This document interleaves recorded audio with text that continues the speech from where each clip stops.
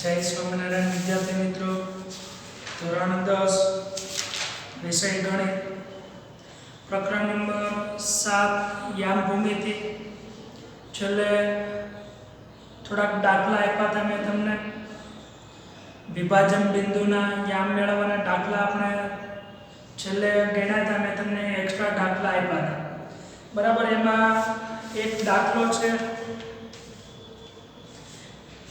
હવે એક કામ કરીએ, થોડાક બીજા દાખલા ગણીએ, પછી સમય રહેશે તો 1 થી 11 તાસની અંદર મેં એક દાખલો આપ્યો તો એ ગણાવડાવીશ. અધરવાઇઝ હું વોટ્સઅપમાં તમને ફોટો મોકલી દઈશ, બરાબર. તો હવે આજે આપણે એક દાખલાથી શરૂઆત કરવાની છે. દાખલાની રકમ કંઈક એવી છે કે બિંદુઓ 7,5 આપણે સ્વાધ્યાય 7.2 છે એના ક્વેશ્ચન નંબર 2 ને આધારિત દાખલો ગણવાનો છે. E1 કરીને દાખલો ગણશું. રકમ છે બિંદુઓ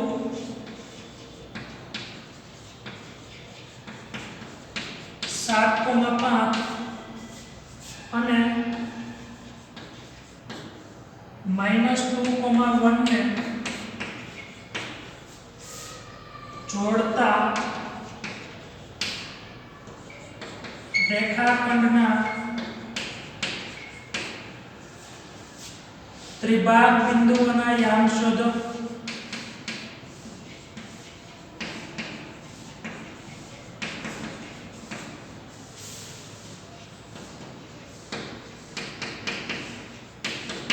આ રકમ છે, બરાબર. તો હવે તમને લોકોને ખ્યાલ જ છે કે દાખલો કઈ રીતે શરૂઆત કરશું, પણ રિવિઝન સ્વરૂપે આપણે આગળ વધવાનું છે. તો એક આવો દાખલો પેપરમાં આવી શકે છે. તો આની શરૂઆત કેમ કરવી? તો કે પહેલા તો અહીંયા બિંદુ છે એને લખી નાખીએ. અહીં બિંદુ A 7,5 અને B -2,1, બરાબર. હવે આ રેખાખંડ છે ને 3 ભાગ કરતા હોય એવા બિંદુ મળશે. તો અહીંયા એક રેખાખંડ દોરીએ. આ રેખાખંડ છે AB.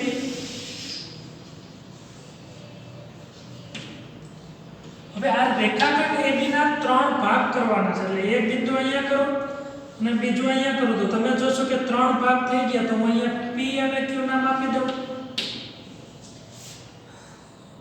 લખો તથા P અને Q ત્રિભાગ કરતા બિંદુ છે.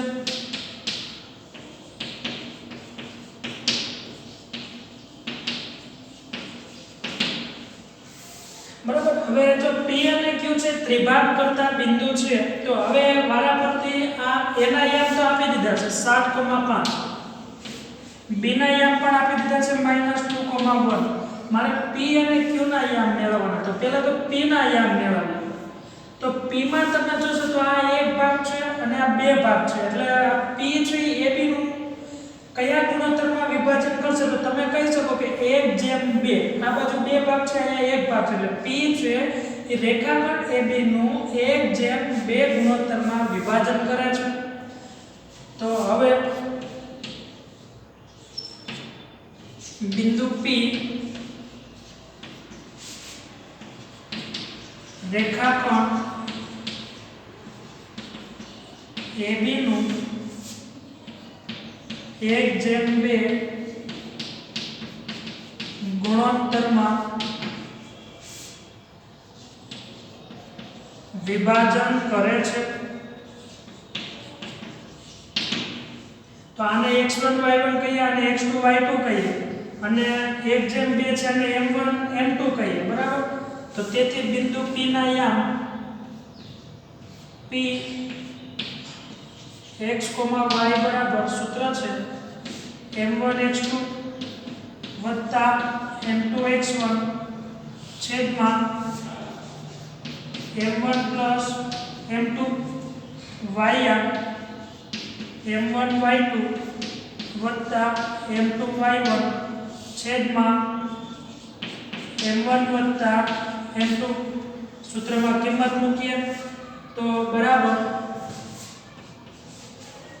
m1 છે એ 1 થશે, x2 છે એ -2 થશે, એટલે અહીંયા 1 -2 વત્તા m2 છે એની કિંમત 2 અને x1 ની કિંમત 7, એટલે અહીંયા લખીએ 2 અને 7 છેદમાં m1 વત્તા m2 એટલે કે 1 વત્તા 2. હવે m1 1 y2 1 એટલે અહીંયા 1 કૌંસમાં 1 વત્તા m2 એટલે 2 અને y1 એટલે 5, 2 કૌંસમાં 5 છેદમાં 1 વત્તા 2. હવે સાદુરૂપ આપીએ 2 કા 2 વત્તે ઓછે ઓછા એટલે ઓછા 2. જો સ્ટેપ બાય સ્ટેપ આગળ વધવાનું ઘણા વિદ્યાર્થીઓ ભૂલ કરે છે સાદુરૂપ આપવામાં.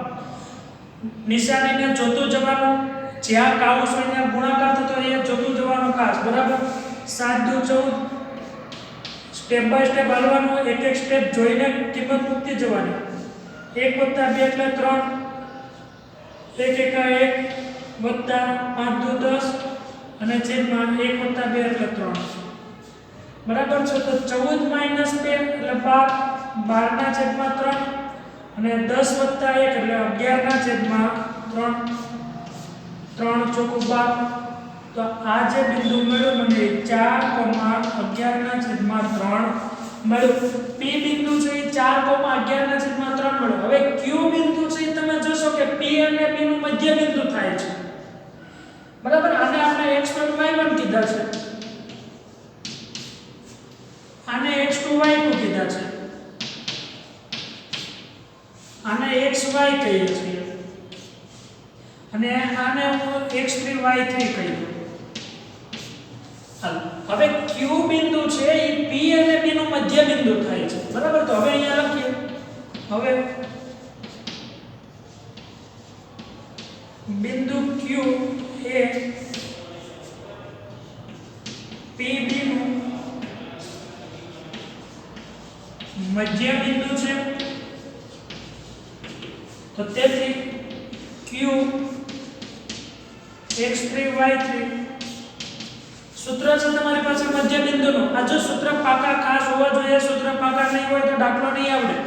રોકડા માર્ક છે આ બધા દાખલાના, બરાબર. એટલે ખાસ સૂત્ર પાકા કરેલા રાખવા. મધ્ય બિંદુ એટલે પહેલા x m નો સરવાળો ભાગ્યા 2, y m નો સરવાળો ભાગ્યા 2. તો કે અહીંયા x m છે x3, અહીંયા છે x2, એટલે અહીંયા મૂકો x3 નહીં આવે, p ના યામ લેવાના, કારણ કે p b નું મધ્ય બિંદુ એટલે x + x2 છેદમાં 2 અને y m તો y + y2 છેદમાં 2.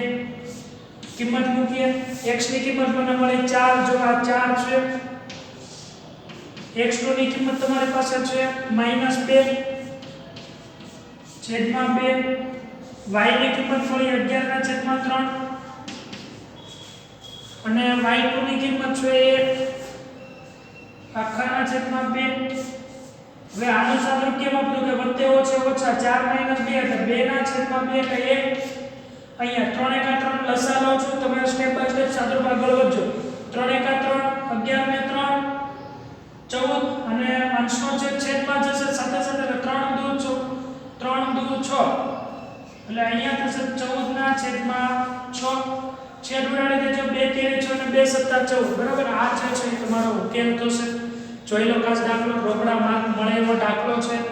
આમાં કઈ અઘરું છે નહીં, પણ તમને કન્સેપ્ટ ક્લિયર હોવો જોઈએ કે ક્યાં કયું સૂત્ર લગાડવું. રેખાખંડમાં ત્રિભાગ કરતા 3 ભાગ કરતા બિંદુના યામ મેળવવાના છે. તો મેં પહેલા આકૃતિને સમજી, આકૃતિ ઉપરથી મેં લોજિક હલાવ્યું કે હવે શું મેથડ કરીશ એ મુજબ મેં અહીંયા દાખલો પૂરો કર્યો છે, બરાબર. ખાસ આ વસ્તુ જોવાની છે.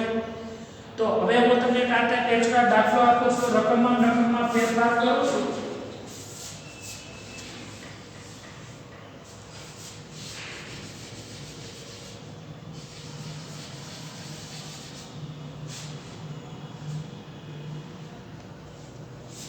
-2, -1 અને 7,8 આ એક રકમ છે. આના તમારે ત્રિભાગ બિંદુઓના યામ મેળવવાના છે, બરાબર. આને E2 કરીને લખજો. હવે પછી એક આગળ દાખલો ગણીએ.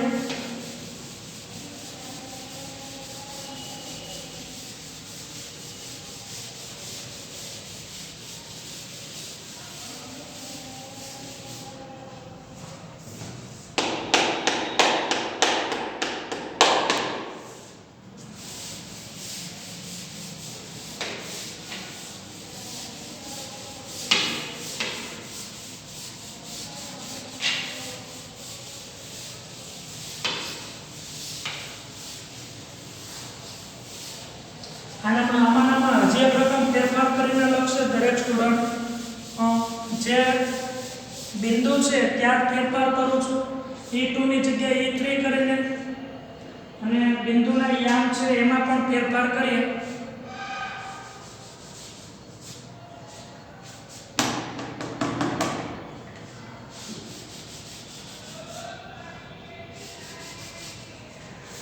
અહીંયા રાખીએ 2,4 અને અહીંયા રાખીએ -2,-4 બરાબર આ બે બિંદુ છે આના તમારે 3 ભાગ કરતા બિંદુના યામ મેળવવાના છે ઓકે 3 દાખલા આ છે હવે એક E4 કરીને એક રકમ છે હવે કયા ગુણોત્તર ચાર ભાગમાં વિભાજન કરતા બિંદુના યામ મેળવવાના છે એની એક રકમ હું આપું છું તમને આવડશે દાખલો E4 A 0,0 અને B 4,8 ને જોડતા રેખાખંડનું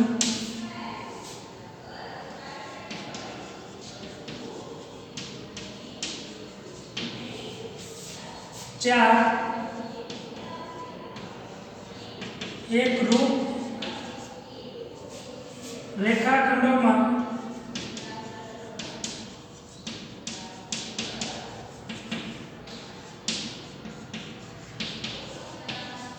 વિભાજન કરતા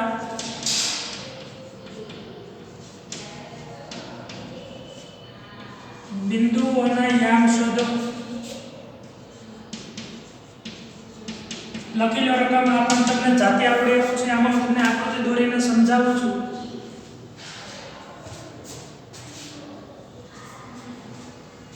હવે આ દાખલો છે AD છે જો આ A અને B છે હવે આના 4 ભાગ કરવાના છે આ એક ભાગ આ બીજો ભાગ આ ત્રીજો ભાગ અને આ ચોથો ભાગ છે બરાબર તો વારાફરતી નામ આપી દઉં M N અને O તો તમારે શું કરવાનું વિભાજન તમે બિંદુનું સૂત્ર મૂકી શકો છો અથવા આ n છે n ના યામ મેળવો તો જો a અને b નું મધ્ય બિંદુ થયું પછી m છે એના યામ તમને મળી જશે પછી m ના યામ મેળવવા તમે જોશો તો a અને n નું મધ્ય બિંદુ થયું o છે n અને b નું મધ્ય બિંદુ થયું તો તમે જોઈ શકો છો કે અહીંયા મધ્ય બિંદુના સૂત્ર મૂકીને આ દાખલો આખો પૂરો કરી શકીએ છીએ અધરવાઇઝ વિભાજન બિંદુનું સૂત્ર તમારે મૂકવું હોય તો કેમ મૂકવું તો તમે અહીંયા જોઈ શકો છો કે આ n બિંદુ સૌથી પહેલા મેળવાય એમાં આ બાજુ બે ભાગ છે અને આ બાજુ બે ભાગ છે એટલે આ n બિંદુ આ જે બિંદુ m છે એ રેખાખંડ AB નું 2:2 ગુણોત્તરમાં વિભાજન કરે છે બરાબર છો તમે આ રીતે દાખલો ગણી શકો છો હવે આપણે આગળ છે દાખલો એક બીજો ગણીએ E5 કરીને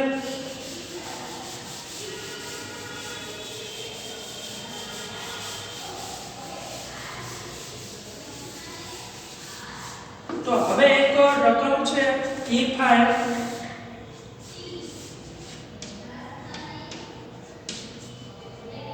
રકમ છે બિંદુઓ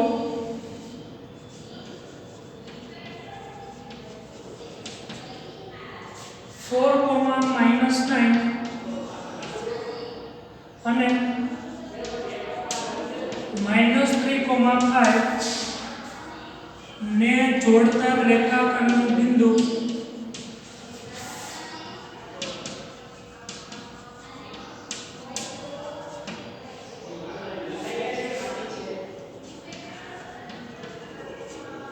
-2,3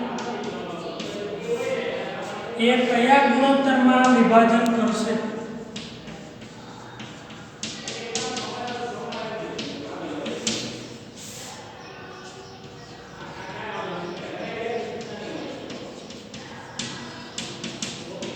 બરાબર આ એક રકમ છે તો હવે દાખલો છે પૂછાઈ શકે છે તમારે પ્રથમ પરીક્ષામાં હતો જ આ દાખલો આ ટાઈપનો તો પહેલા તો હું અહીંયા નામકરણ આપી દઉં અહીં બિંદુ એ x1 y1 બરાબર એ 4,-9 બી બિંદુ x2 y2 બરાબર બી -3,5 તથા પી xy બરાબર p -2,3 અને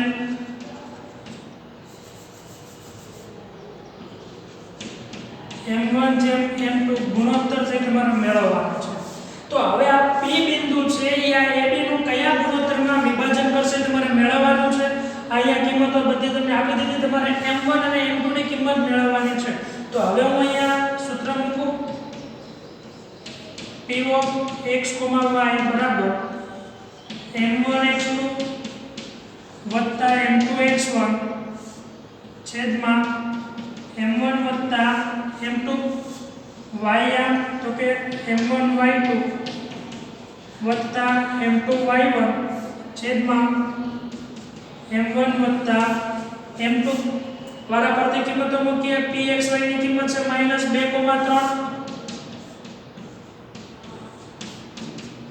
m1 મેળવવાનું છે, x2 ની કિંમત છે -3, m2 મેળવવાનું છે, x1 ની કિંમત છે 4 છેદમાં m1 વત્તા m2. હવે અહીંયા m1 એમ નામ રાખું, y2 ની કિંમત આપે છે 5, m2 એમ નામ રાખું, y1 ની કિંમત આપે છે -9 છેદમાં m1 વત્તા m2. હવે વારા પરથી xm સાથે xm અને ym સાથે ym સરખાવીએ તો તેથી -2 બરાબર 3 × 3 પર -3 વત્તા 4 m2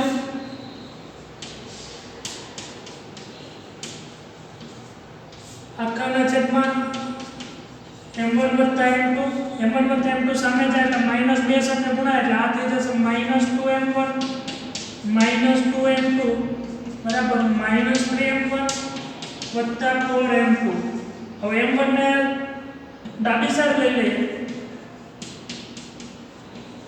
-3m1 છે એટલે ડાબી બાજુ એટલે પ્લસ, -2m2 જમણી બાજુ ગયા એટલે પ્લસ,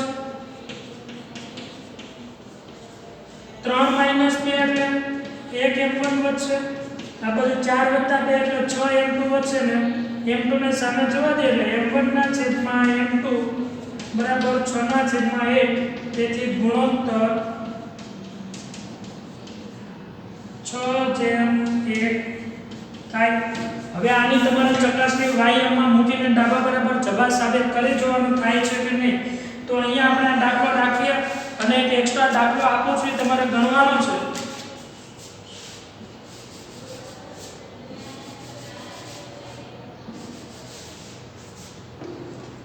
રકમ છે -2,1 અને -4,2 ને જોડતા રેખાખંડનું બિંદુ